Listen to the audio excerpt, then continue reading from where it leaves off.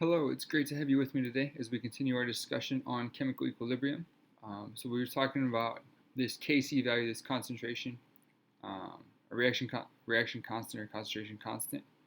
So we're looking at decomposition reactions, and in this case, it's a heterogeneous mixture. We're going to look at how we can figure out values for Kc and our concentrations along the way. So this is a heterogeneous mixture in which we have two different states of matter within our reaction. So in this case, we have calcium carbonate, which is a solid, break down into calcium oxide, also a solid, and carbon dioxide, which is a gas. Now, our equilibrium constant, this Kc, is dependent on substances that are not solid. So we're looking for gaseous or aqueous here. So in this case, it's just equal to our concentration of carbon dioxide, which means that our pressure constant can also be equal to carbon dioxide because that's our only gas. So that's the only pressure we're going to have is from CO2. When we do these calculations, there's a set of steps you can follow to work through each of them. And this is what we're going to practice. I'm going to give you an example after this, but here's your 5 steps. So one is to write down everything you know. Write down all known initial and equilibrium concentrations. Everything you know, write it down. And we're going to put it into a table, but we need to write it down. For anything in which initial and equilibrium concentrations are known, we can calculate the change. We can see how much it went up or down. Depends upon where it started at and what it ended at. We can then use our stoichiometry, use our balanced equation to find the changes for all other reactants and products. And then as we progress a little farther, we're going to use our initial concentrations and changes to find our equilibrium concentrations of all species. We use the initial and the changes to find equilibrium of all species. And then we're going to find our equilibrium constant using equilibrium concentrations. And that's our products raised to the power of the coefficients divided by your reactants, concentration reactants raised to the power of the coefficients. But here we go. Let's look at this. So your example is a closed system that was initially containing 1.000 times 10 to the minus third molar hydrogen gas and 2.000 times 10 to the third molar iodine at 448 degrees Celsius is allowed to reach equilibrium. Analysis of the equilibrium mixture shows that the concentration of hydrogen iodide is 1.87 times 10 to the minus third molar. Calculate your equilibrium constant at 448 degrees Celsius for the reaction taking place, which is H2 plus I2 yields 2HI. All these are gaseous substances. So these are our initial values here, and then we have our equilibrium constant here. So your table is going to look, your initial setup is going to look something like this. Okay, so we know that we had H2 plus I2 produces HI, 2HI. Okay, we know our initial concentrations were 1 times 10 to the minus third, 2 times 10 to the minus third, and 0, because we didn't have any of this to start with. This was produced. Okay, I know at equilibrium I ended up with this much hydrogen iodide, which means using step 2, we can backtrack and we can deduce that in order to go from 0 to 1.87 times 10 to the minus third, I had to gain that here. So here's my difference. I took 1.87 times 10 to the minus third molar, that's an M, minus 0 molar, and I got a positive 1.87 times 10 to the minus third molar. That's my change. Okay, that's this guy, that's my change. Now, we can use that number. This number here is very important. We can use this, and we can backtrack, and we can get these two numbers. By using our stoichiometry, because I know that this was what I started with,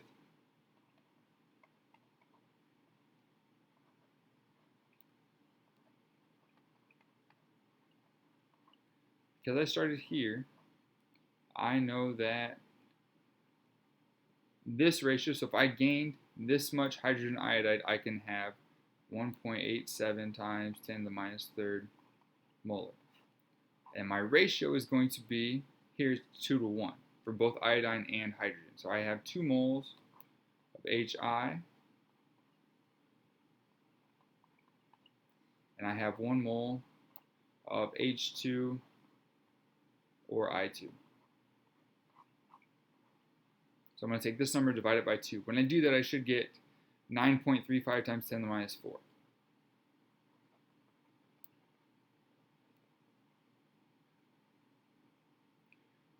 Okay?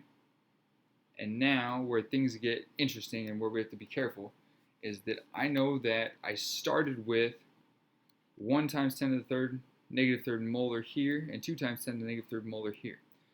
This number is what I'm changing, and I have to decrease here in order to gain over here. So now I'm going to subtract these two values. That's our next. So we got this. This is our change. We should be here up to this point. Now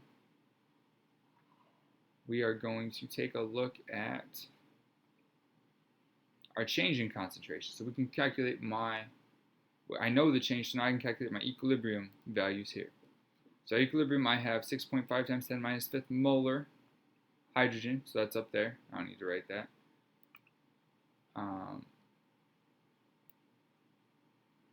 I know that I have 1.65 times 10 minus 3rd molar iodine because I subtracted those, and I ended up with 1.7 times 10 minus 3rd molar hydrogen iodide here. From this, we're trying to calculate, remember, we're trying to calculate Kc. That's our goal in this. So to do that, remember, Kc is equal to concentration of the products raised to the coefficient over concentration of the reactants raised to the coefficient. So I'm going to have 1.87 times 10 minus 3rd squared divided by 6.5 times 10 minus 5th, which is my equilibrium concentration, as shown here, times 1.065 times 10 minus 3rd, which was here. And if you do all of that, you should come out to an answer of 51. And there are no units on this because this would have been molar, second power would be squared, and molar both here, so that would all cancel out. You would end up with just molar concentrations, or with just your number. Those molar values cancel. Okay? But now, we need to be able to figure out, so that's how we find Kc. That's finding your equilibrium constant. Okay? But then we have to be able to figure out, is a mixture in equilibrium? Yes or no? If not, which way does the reaction go? And the way we determine that, we find what's called the reaction quotient, which is given Q. And we're going to compare Q to K. So these look very similar. How you find them is very similar, but the values used to calculate Q are the current conditions. So somewhere you need to write Q equals current conditions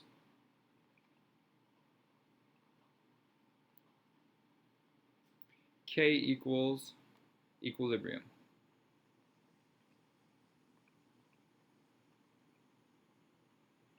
Equilibrium conditions. We're going to compare these numbers. Okay? So to calculate Q, we're going to substitute the initial concentrations of reactants and products into the expression instead of our equilibrium concentrations. Okay, so let's look at that too.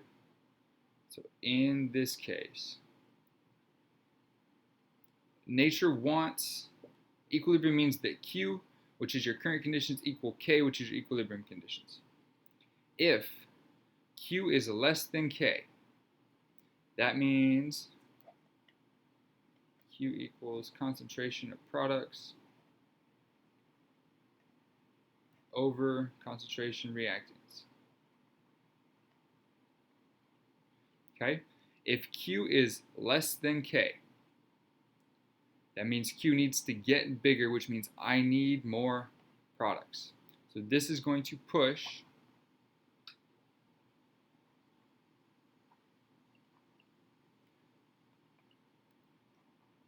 the forward reaction.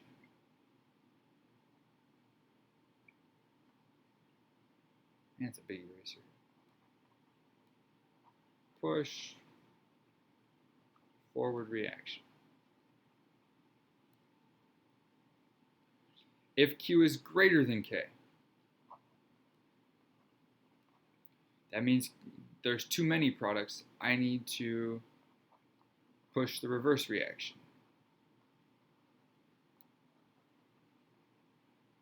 And if Q equals K,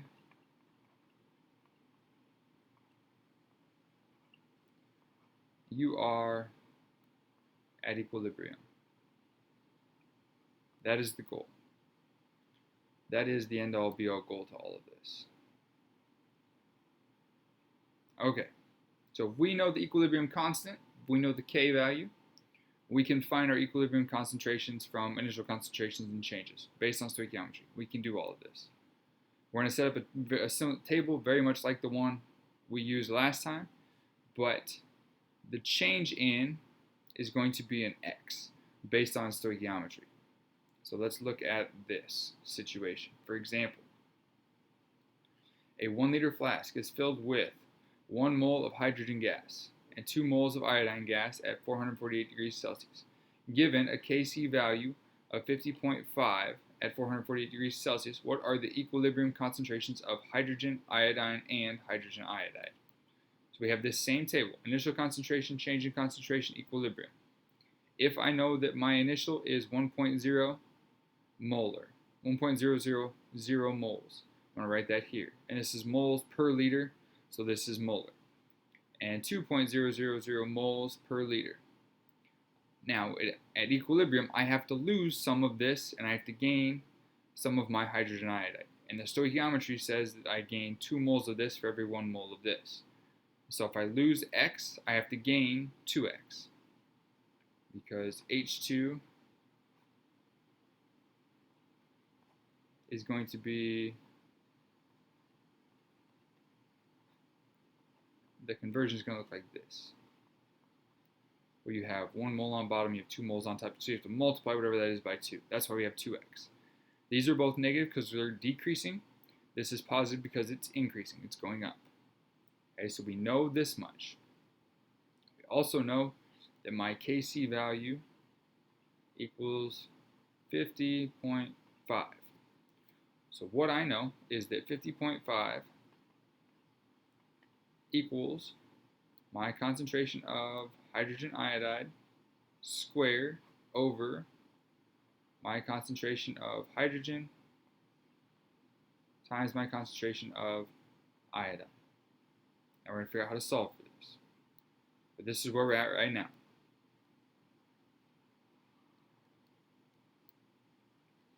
Okay. And so with this, I can then substitute those equilibrium numbers that you saw and had in your table. So these are my equilibrium numbers. I have 1.0 minus x, 2.000 minus x, and I have 2x. I can put those numbers into this equation here, which is what you're going to see on this slide. And so we see our equilibrium constant, K sub c is equal to, this is what we had set up. Now we're going to plug those numbers in. So I have 2x squared over 1.000 minus x times 2.000 minus x equals 50.5. And we can solve for x using our quadratic equation. And so you're going to get, we walk through this, we get 2x squared over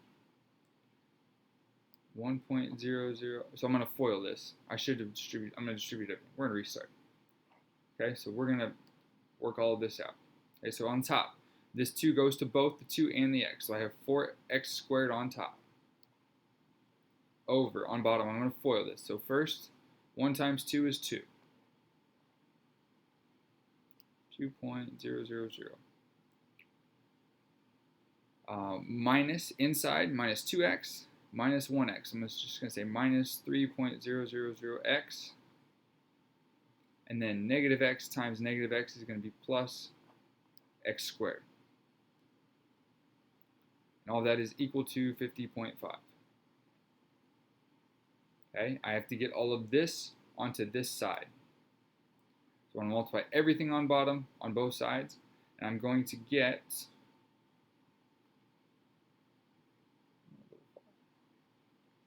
50.5 times 2 which is going to be 101. So I have 101, and we'll leave it there because there's my three significant digits.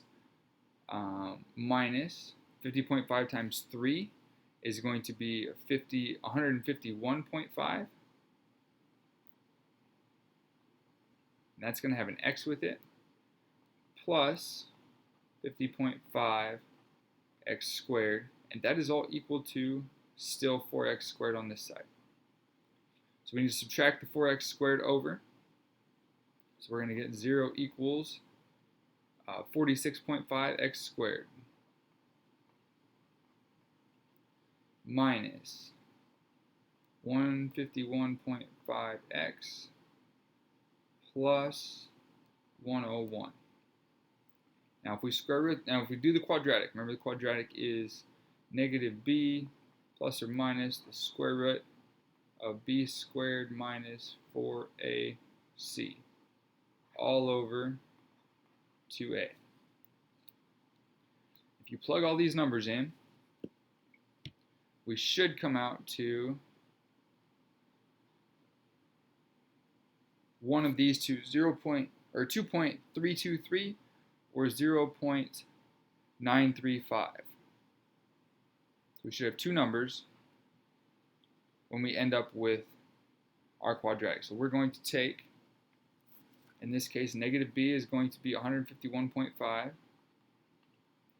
plus or minus square root of 151.5 squared minus 4 times 46.5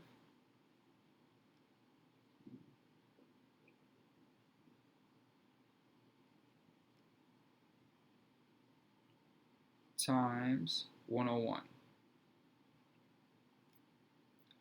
And all of that